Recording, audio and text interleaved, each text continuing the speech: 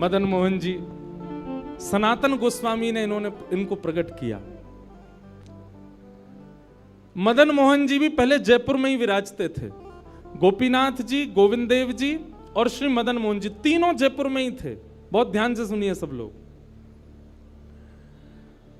तो जयपुर के राजा की पुत्री मदन मोहन जी की सेवा करती थी। मदन मोहन जी कोई लाड़ लड़ाती, पूरे दिन उन्हीं को सजाती रहती, उन्हीं का श्रृंगार करती, सेवा करती। राजा स्वयं गोविंद देव जी की सेवा करते और उनकी जो पत्नी थी वो गोपीनाथ जी की, मतलब पूरा परिवार ही तीनों ठाकुर की सेवा करते थे। अलग अलग भवन में, अलग अलग महलों में ठाकुर जी विराजते थे।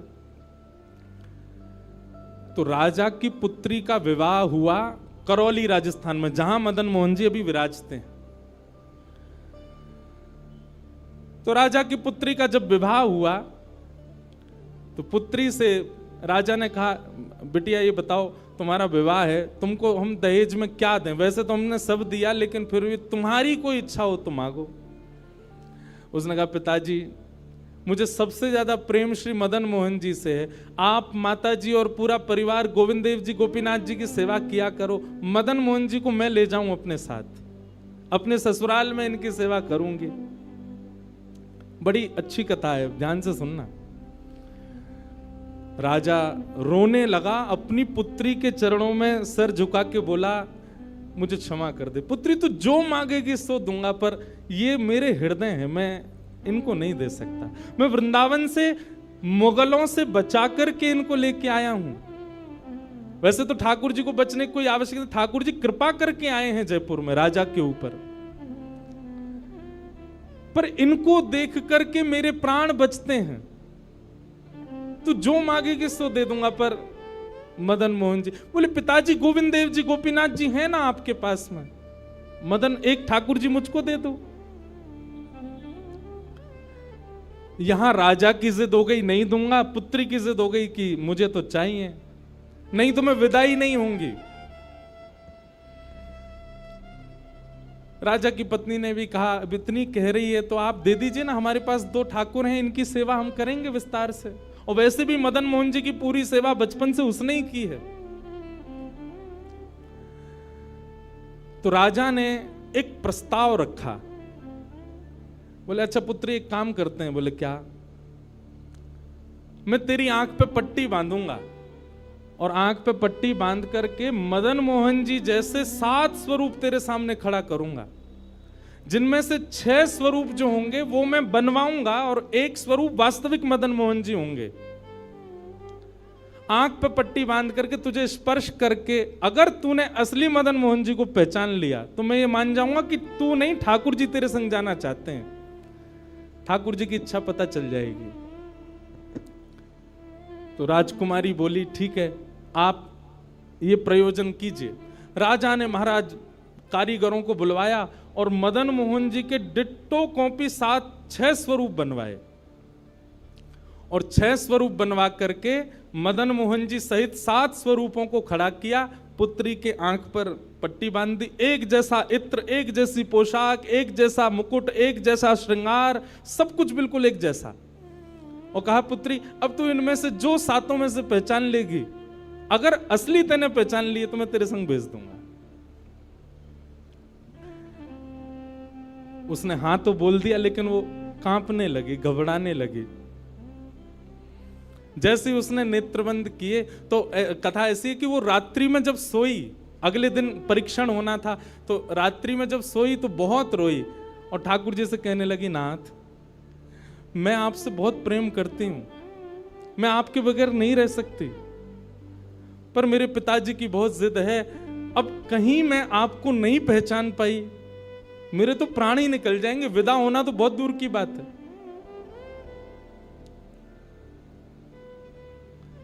रुदन करते करते करते करते, बंधुओं एक मेरी बात बहुत ध्यान से सुनिएगा, कभी ठाकुर जी के विरह में यदि आपके अश्रु नहीं आए हैं ना, तो अभी आप भक्ति के भाव से बहुत दूर हो। आपको वृंदावन जाना अच्छा लगता है, वृंदावन में घूमना अच्छा लगता है, राधा राधा नाम ध्वनि पर झूमना अच्छा लगता है, कथाएं, प्रवचन, सत्संग बढ़िया लगते हैं। ये सब एक प्रथम सोपान, प्रथम सीढ़ी है, पर प्रमुख सीढ़ी तो भजन मार्ग या भक्ति पथ की विरह है। अगर वो आपके चित्त में कभी ठाकुर जी के लिए नहीं आया है तो अभी आप बहुत पीछे छूटे हुए हो। रात भर रोती रही और रुदन करते करते, नाथ मैं कैसे पहचानूंगी कि आप सत्य कौन से हो। मदन मोहन जी उसके स्वप्न में आ गए और स्वप्न में आकर के बोले, तू चिंता मत करे, तेरो ही मन ना है मोह ले जावे को, मेरो भी मन है रो तेरे संग जावे को। अरे जे सब मेरी सेवा तो करें पर तेरी जैसी सेवा तो कोई करेगा ना, मेरो भी बड़ो मन है तेरे संग चलवे को। तो उसने कहा, तो नाथ कुछ कृपा तो करो। बोले हाँ मैं एक काम करूंगा। बोले कहा, तू सबरे स्वरूपन को जब स्पर्श करेगी ना तो असली मदन मोहन जो मैं हूं, तू मेरे हाथन को स्पर्श करियो। तो हाथ कैसे? ऐसे। ठाकुर जी त्रिभंग लली ठाकुर जी हैं। तो ठाकुर जी बोले तू मेरे हाथन को स्पर्श करियो तो जितने मेरे अन्य स्वरूप हैं 6 वो तो ऐसे ही रहेंगे, लेकिन जैसे ही तू वास्तविक मेरे सामने आवेगी सो मैं अपनी इकन्नी उंगली उठा दूंगा, अपनी कोने वाली उंगली उठा दूंगा।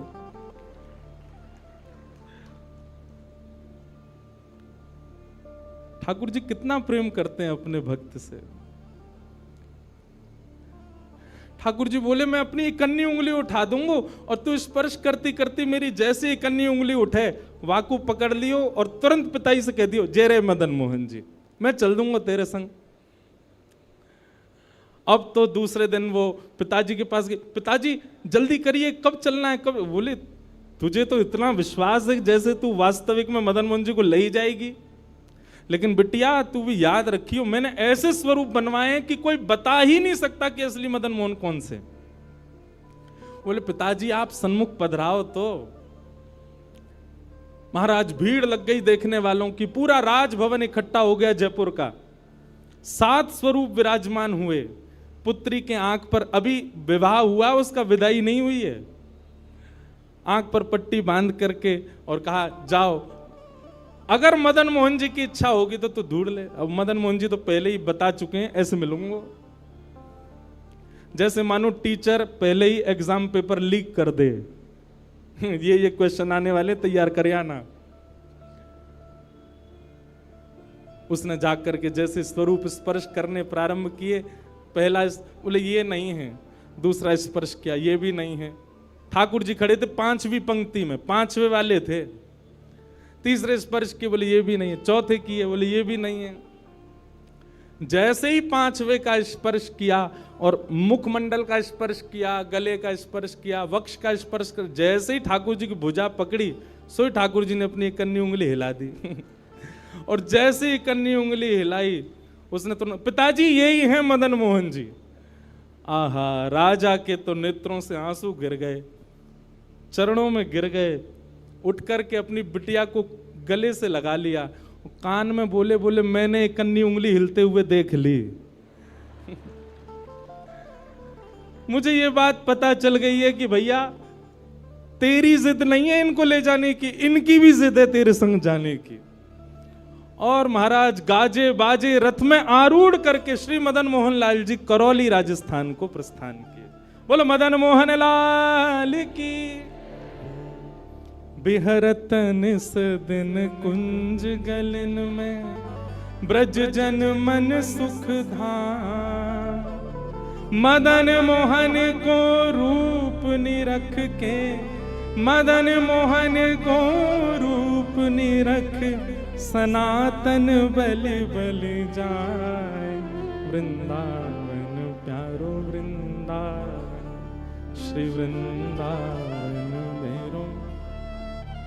ये भैया ऐसे ही भजन नहीं बना है, ये ऐसे ही आपके झूमने के लिए कीर्तन नहीं, ये पूरा वृंदावन समाविष्ट करवा दिया हमारे गिरधर लाल जी ने एक ही पद में।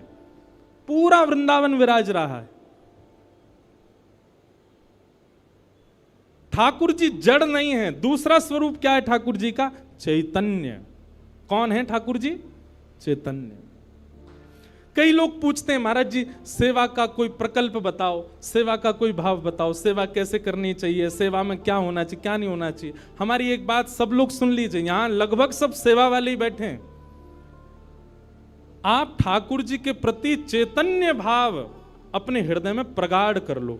चैतन्य भाव प्रगाढ़ मतलब ये कोई पाषाण नहीं है, ये कोई प्रतिमा नहीं है, ये कोई धातु नहीं है, साक्षात वृंदावन चंद मेरे घर पे विराज रहे हैं। ये विश्वास आप अपने चित्त में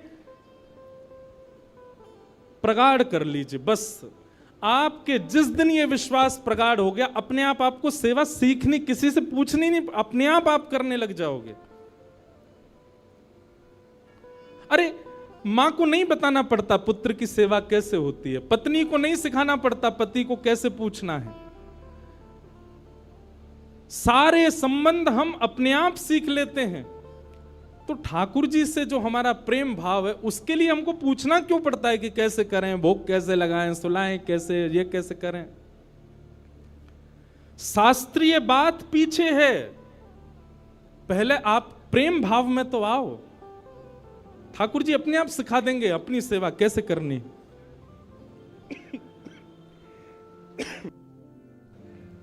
प्रेम भाव, उनके प्रति पाषाण की बुद्धि मत रखो, चैतन्य भाव रखो। जैसे आपके चित्त में चैतन्य भाव आया कि ये तो चलते फिरते उठते बैठते सब करते हैं, केवल मेरे सामने ऐसे खड़े हो जाते हैं मूर्तिमंत होकर के। मानो ये ठाकुर जी मुझसे कह रहे हैं कि तू अपनो इतनो प्रेम मुंह को प्रदान कर कि मैं चलन लगूं, मैं फिरन लगूं। सब लोग एक बात याद रखिएगा, जिसके भी घर में ठाकुर जी की सेवा है, ठाकुर जी हमको चैलेंज करते हैं, अगर तो में सामर्थ्य हो तो अपनी भक्ति से, अपने भाव से, अपने समस्त प्रयासों से तू मुझे चलवा के दिखा दे, तू मुझे बुलवा के दिखा दे।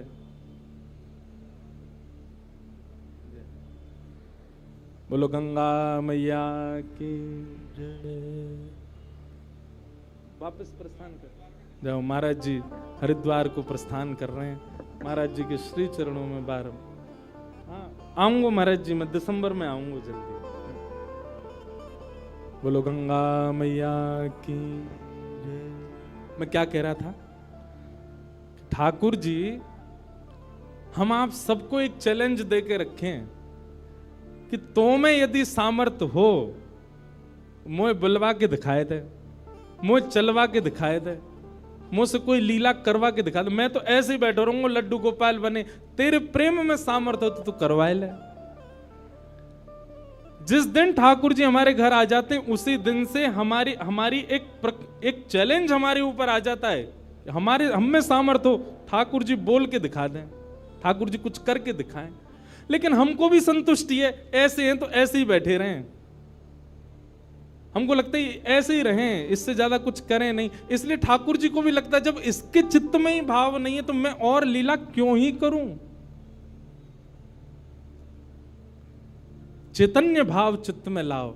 जैसे एक बालक जन्म लेता है तो मां और पिता प्रतीक्षा करते हैं, अब ये कब बोलेगा, मां कब बोलेगा, पापा कब बोलेगा, ये चलना कब सीखेगा, ये स्कूल कैसे जाएगा, ये बड़ा होकर के जॉब करेगा, बिजनेस आदि आदि सब भाव। ऐसे एक सेवक साधक के चित्त में भी अपने ठाकुर जी के प्रति भावना होनी चाहिए। ये बोलेंगे कब।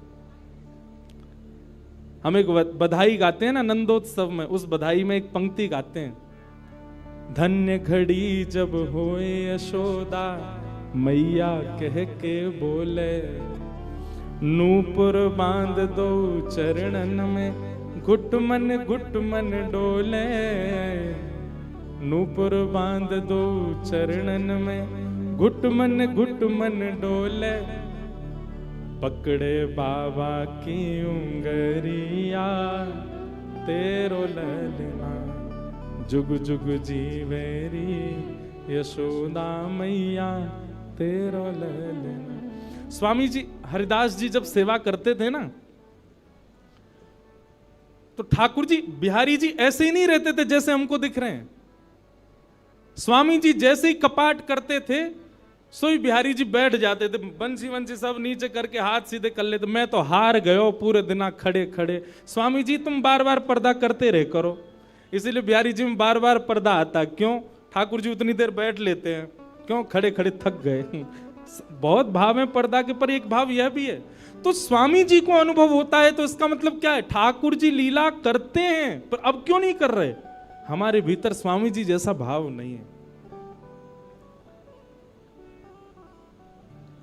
श्री हरिराम व्यास जी के विराज रहे हैं ठाकुर जी, बाबा के ठीक पीछे जुगल किशोर जी। मुंह को तो रूप देख के ही पता चल जाए कौन से ठाकुर जी हैं। जुगल किशोर जी, इनके चरित्र में आता है कि एक बार कोई साधक वंशी दे गया, और वंशी दे करके बोला हरिराम व्यास जी, जुगल किशोर जी को वंशी पधरा देना, नई सोने की वंशी है। तो आपने श्रृंगार करके जैसे ही वंशी ठाकुर जी के हाथ ऐसे ही रहते हैं, तो वंशी पोली उसमें जैसे ही प्रवेश कराई, ठाकुर जी के हाथ का जो छिद्र है वो छोटा पड़ गया, वंशी बड़ी, लेकिन ज्यादा बड़ी नहीं, नेक बड़ी, नेक। तो व्यास जी ने थोड़ा श्रम किया, थोड़ा जोर लगाया कि वंशी कैसे भीतर जाए। तो जैसे ही जोर लगाया, ठाकुर जी का हाथ छिल गया और वहां से रक्त निकलने लगा, श्री जुगल किशोर जी के। हरिराम व्यास जी ने जैसे ही रक्त देखा, मूर्छित होकर गिर पड़े वहीं पर। और जब होश में आए तो अपने पुत्र को सेवा दे दी और कहा, मैंने ठाकुर जी को श्रमित कराया है, अब मैं अपने आप को दंड दूंगा। तो क्या दंड दिया? सूर्य उदय से सूर्यास्त तक वृंदावन की परिक्रमा ही लगाते रहते थे, ये दंड दिया उन्होंने खुद को। पहला दिन था दंड का। एक बात सुनिएगा, इन आचार्यों के चरित्र से ना कुछ कुछ सीखा कीजिए। आपकी सेवा में आपसे कोई अपराध बनता है, आपसे कोई गलती हो जाती है, आपसे कोई दोष बन जाता है, तो उसके लिए आप जाकर के पूछते हैं, हमसे अपराध हो गया, हम क्या करें? पूछिए मत, स्वयं को अपने आप ही दंड उत्सव मना लीजिए। और दंड उत्सव क्या है? तुरंत वृंदावन जाओ, एक परिक्रमा लगाओ, किसी वैष्णव को प्रसाद पवाओ, ब्रजवासी को कुछ दे करके उनको प्रसन्न करके आओ। यही दंड है वैष्णव अपराध का, भगवत अपराध का। तो श्री हरिराम व्यास जी वृंदावन में भ्रमण करते रहे, परिक्रमा लगाते रहे। परिक्रमा करके रात्रि में जैसे ही लौट करके आए, बहुत सावधानी से सुनो, तो शयन का दर्शन करने जब गए, तो शयन के दर्शन में आपने क्या देखा कि जुगल किशोर जी ने स्वर्ण की वंशी धारण कर रखी, वही वंशी जो सुबह वो पधराना चाह रहे थे। उन्होंने अपने पुत्र को बुलाया, पुत्र को बुला के बोले, ये वंशी सुबह ठाकुर जी के हाथ में नहीं आ रही थी, अभी कैसे धारण हो गई? बोले, पता नहीं पिताजी, आप तो चले गए थे, मैंने वंशी उठा करके धारण कराई, ठाकुर जी ने धारण कर ली। हरिराम व्यास जी ने जैसे ही वंशी निकाल करके देखी, तो क्या पाया? ठाकुर जी ने अपना हाथ ही बड़ा कर लिया वंशी धारण करने के लिए, उनके लिए। अब ताली से काम नहीं चले, हमारे ठाकुर जी करते हैं ऐसे? क्यों नहीं करते? और हम संतुष्ट क्यों हो जाते हैं? जैसी सेवा है उससे हमको प्रसन्नता क्यों हो जाती है? नहीं। ये इस बात का प्रमाण है कि कहीं ना कहीं हमारी भक्ति में, हमारे भाव में, हमारे प्रेम में अभी वो स्तर नहीं आया कि ठाकुर जी उसको स्वीकार कर लें। इसलिए भैया, सबसे पहली बात भक्ति में, सेवा में सबसे पहला प्रकार, ठाकुर जी को आप चैतन्य मानो।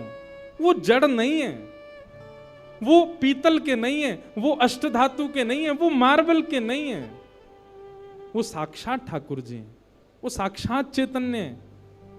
उनके प्रति चैतन्य बुद्धि आपने धारण कर ली, अपने आप ठाकुर जी अपने आप लीलाएं कराना प्रारंभ कर देंगे। मुझको राधा रमण कर दो वैसा, मुझको राधा, नित्य की प्रार्थना होनी चाहिए ठाकुर जी से। रटू में तेरा नाम, यूं आठों याम, रटू में तेरा नाम, यूं आठों याम,